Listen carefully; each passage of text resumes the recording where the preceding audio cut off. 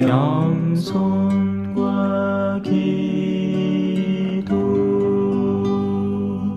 천미 예수님. 자, 이제 잡힙니다.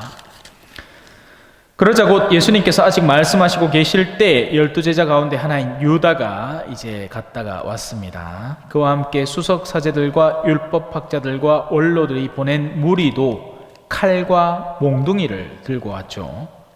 그것이 그들이 하는 방식입니다. 어둠의 사람들은 공격성이 대단하고 무력을 자신들의 무기로 써요. 실질적인 무기로 쓰는 거죠. 지금 이 우크라이나 전쟁에서 볼 수 있는 것처럼 대화가 안 되니까 힘으로써 제압하려는 겁니다. 그래요. 그분을 팔아넘길 자는 내가 입 맞추는 이가 바로 그 사람이니 그를 붙잡아 잘 끌고 가시오 하고 그들에게 미리 신호를 일러두었다. 그가 와서는 곧바로 예수님께 다가가 스승님 하고 나서 입을 맞추었다. 가장 다정다감한 행위로 가장 추악한 짓을 벌이는 겁니다. 이게 악의 특징이에요. 그래서 악은 가장 아름다운 행위를 가장 추악한 것으로 변질시킬 수 있습니다. 우리는 예수님께 실질적으로 성금요일 날 십자가에 경배를 하면서 옛날엔 친구, 입을 맞추는 행위를 친구라고 표현을 했잖아요. 그것도 하고 우리의 미사 자체가 굉장히 사실은 아름다운 행위죠. 하지만 내면이 더러운 사람은 이 가장 아름다운 행위조차도 더러운 행위로 바꿔버릴 수 있습니다. 바오로 사도는 이렇게 표현하죠. 생각 없이 주님의 몸을 먹고 마시는 것은 자신의 심판을 먹고 마시는 행위입니다. 그리고 미사경본에 여러분들에겐 들리지 않지만 사제가 성체저 꺼내와가지고 이제 홀로 바치는 기도문이 있습니다. 이 성체가 저에게 심판이 되지 않게 하시고. 유다는 가장 아름다운 행위를 가장 추악한 것으로 바꿔놓고 있어요. 우리는 설령 그렇게 돼서는 안 되겠죠. 우리는 그렇게 예수님을 배반해서는 안 됩니다. 하다못해 그 행위가 부끄러운 것이라는 사실은 인지하고 있어야 돼요. 그러자 그들이 예수님께 손을 대어 그분을 붙잡았다. 그때 곁에 서 있던 이들 가운데 한 사람이 칼을 빼어 대사제의 종을 내리쳐 그의 귀를 잘라버렸다. 칼로 맞선 거죠. 미션이라는 영화 보면 다 자기 동생을 살해하고 이제 그 죄책감을 느껴가지고 수도원에 가서 고립돼서 지내던 사람이 이제 수사님을 만나가지고 수사 신부님인 거죠. 그리고는 과란이족, 자기가 그동안 잡아다가 노예로 팔던 그 사람들한테 이제 다시 돌아가면서 이제 갑옷을 묶고 이 폭포를 오르는 장면이 가장 그 영화에서 유명한 미션의 한 명장면 아니겠습니까? 그죠? 그리고 그 위에서 결국 그 과란이족의 애가 칼을 들고 와서, 그 어른이 칼을 들고 와서 탁 끊어주니까 그때서야 해방감을 느끼는데, 근데 마지막에 이 선택지, 당시에 포르투갈과 스페인이 한창 권력 다툼을 하면서 자기 영토를 막 확장하던 시기에 이제 자기가 그렇게 구축해 놓은 선교지를 다른 나라에서 이제 먹으려는 거예요. 그러면 이제 박살 나는 거죠. 그 상황에서 어떻게 할 것인가? 그 마지막 장면에서 이제 두 수도자, 이제 앞서 살인했던 그를 데리고 온 그 사람과 이 사람의 대립되는 두 구도가 나옵니다. 한 명은 성광을 들고 나서고 나를 쏴 죽이든지 말든지, 다른 한 명은 자기가 버렸던 그곳에 가서 또 칼을 들고 와서 이제 싸우려고 하는 거죠. 둘 다 죽어요. 한 명은 총 맞아서 이제 죽어가면서 다른 그 사람 보는데 성광 들고 가는데 죽죠. 근데 거기서 또 재밌는 모습은 그렇게 앞에서 성광을 쓰러뜨리니까 뒤에 있는 사람이 또 그걸 들고 앞으로 나섭니다. 그게 우리 신앙의 힘이에요. 어리석음의 힘이죠. 멍청해 보이지만 우리는 영혼을 사니까 질 수가 없는 겁니다. 그죠? 하지만 세상은 칼이면 칼로, 눈에는 눈, 이에는 이, 막 그러다 보면 막 서로 다 눈 빠지고, 입 빠지고, 이빨 다 빠지고 막 난리야. 그러니 우리가 가르치는 게 얼마나 어리석은 일이에요. 오른뺨을 때린 사람한테 왼뺨을 주라고 하니 환장을 노릇이죠. 그죠? 이게 말이 쉽지 실제로 그렇게 하려고 하면 속에 천불 납니다. 예. 나도 확 때려보고 치아보고 싶지 그거를 참고 왼뺨을 계속 내주고 있으려고 하면 속에 천불 나죠. 예수님께서 나서시어 그들에게 말씀하셨다. 너희는 강도라도 잡을 듯이 칼과 몽둥이를 들고 나를 잡으러 나왔단 말이냐. 내가 날마다 너희와 함께 성전에서 있으면서 가르쳤지만 너희는 나를 붙잡지 않았다. 성경 말씀이 이루어지려고 일이 된 것이다. 제자들은 모두 예수님을 버리고 달아났다. 예수님께서 말씀하신 것처럼 성경 말씀이 계속 이루어지고 있습니다.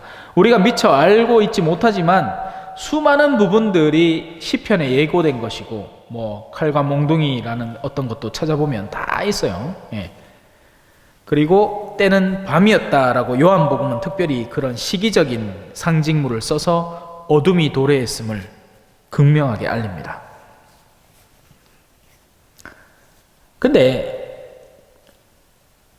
하느님이 악이 퍼질 만한 공간을 허락하셔서 악이 퍼지는 걸 이해해야 돼요. 결국에는 그러니까 악 자체를 하느님이 만드시진 않아요. 악은 인간의 자유의지의 소산물입니다. 악은 자유에서 나와요. 자유에서 사랑도 나오고 자유에서 악도 뿜어져 나옵니다.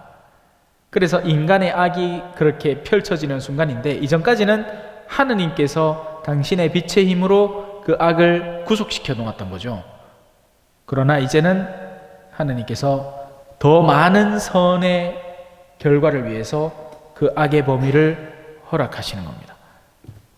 그러니까 악도 결국 하느님의 손아귀에서 왜 우리 고유의 표현으로 부처님 손바닥 안에 있다라는 얘기처럼 그래서 여러분에게 때로 악이 활력을 칠 때가 있을 겁니다. 내가 이런 것도 당해야 되나? 하지만 그 순간에도 하느님께 대한 믿음을 잃으면 안 돼요. 하느님께서 어쩌면 의인을 위해 디자인한 악이란 말이에요. 견딜 만한 범주를 허락하신 거죠. 자, 알몸으로 달아난 젊은이는 읽고 넘어갑시다. 어떤 젊은이가 알몸에 암화포만 두른 채 그분을 따라갔다. 사람들이 그를 붙잡자 그는 암화포를 버리고 알몸으로 달아났다. 자신에게 보다 더 소중한 것을 가져가겠죠. 그건 자기 몸뚱이죠, 당연히. 이때 당시의 상황으로는. 그리고 우리는 이걸 영적으로 해석을 했을 때 암화포는 이제 흰색 옷일 거 아니에요. 흰 옷이 상징적으로 드러내는 것은 믿음입니다. 우리는 죽음의 위협 앞에서 믿음을 버리고서는 달아나서는 안 된다라는 교훈도 얻을 수 있고, 몰라요. 누군지도 설명이 없고 불친절합니다. 성경은. 단지 이제 이걸 바탕으로 여러 가지 묵상을 해볼 수 있다. 여러분들도 여러분 고유의 묵상에 빠져들어 볼 수 있겠죠. 자, 다음 시간부터는 최고의회에서 신문을 받으시다라는 부분을 배워보도록 하겠습니다. 혹시 질문 있으신가요? 딴 사람 없습니다. 요새 굉장히 뭘 보십니까? 뭐 질문 있어요? 없어요? 예? 아니 준비를 해오실 필요는 없고 평소에 그냥 궁금해하던가. 깨어 있으라는 건요 어렵지 않습니다. 자, 우리 몸이 잠들어 있을 때는 어떤 일이 벌어지죠? 외부의 자극에 둔감합니다. 그죠? 그래서 진짜 말 그대로 누가 업어가도 모르는 공이 날라와도 그때 깨봐야 늦었죠. 이미 맞고 멍푸시 그렇게 들어있을 거예요. 그죠? 그게 잠들어 있는 사람의 특징입니다. 자, 이제 이걸 육체에서 영혼의 영역으로 바꿔봅시다. 영혼이 잠들면 안 된다는 얘기예요.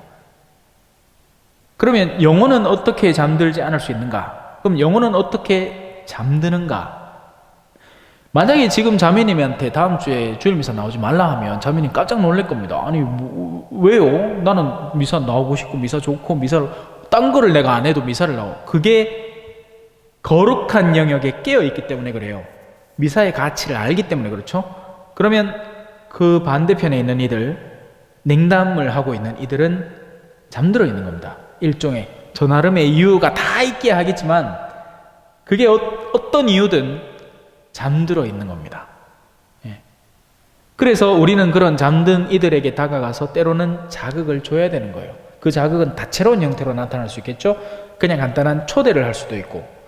그래서 나 혼자 깨어 있어서는 또 안 되는 거고, 잠들어 있는 이들을 깨우는 것, 그것이 곧 열매를 맺는 행위가 되는 거죠. 영혼이 잠들어 있으면 안 돼요.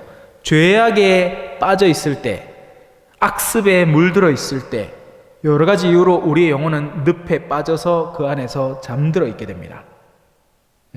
그러면 당연히 미사가는 게 점점 더 역겨워져요. 싫어져요. 잠든 상태에서는 깨어 있을 때 우리가 보는 것하고 반대를 바라보는 겁니다. 사랑하는 게 싫어요. 내가 좋은 이득은 얻고 싶은데, 그러면 부부관계도 깨어지겠죠. 서로에게 좋은 것만 취하려고 하니까. 부부관계란 희생과 헌신이잖아요. 근데 그 희생과 헌신이라는 것은 깨어있는 영혼만이 가질 수 있는 특권이란 말이에요. 그래서 우리 영혼은 항상 그렇게 악습의 고리를 끊고, 죄악이 있을 때는 빨리빨리 성사 안에 뛰어들어와서 내 안에 있는 것을 좀 더 면밀하게 살피고 고해를 해서 끊어버리고, 그리고 깨어있는 영혼은 내비게이션을 달아놨기 때문에 자기가 어디를 가야 되는지를 알고 거기에 합당한 더 나은 방향의 걸음이 어딘지를 알고 그 걸음을 계속 꾸준히 걸어갑니다.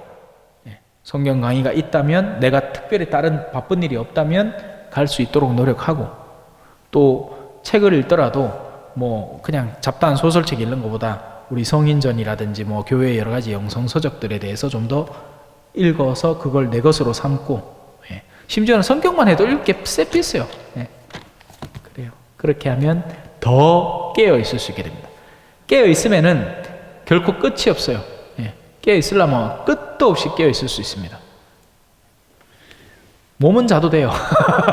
깨어 있는 채로, 영혼이 깨어 있는 채로 몸은 편안하게. 오히려 영혼이 깨어 있으니까 하루 종일 힘든 일은 많아도 밤에는 잘 자요. 걱정 없이. 하느님의 보호 속에서. 성부와 성자와 성령의 이름으로 아멘. 영광이 성부와 성자와 성령께 처음과 같이 이제와 항상 영원히 아멘. 성부와 성자와 성령의 이름으로 아멘. 감사합니다. 찬미 예수님, 겸손과 기도.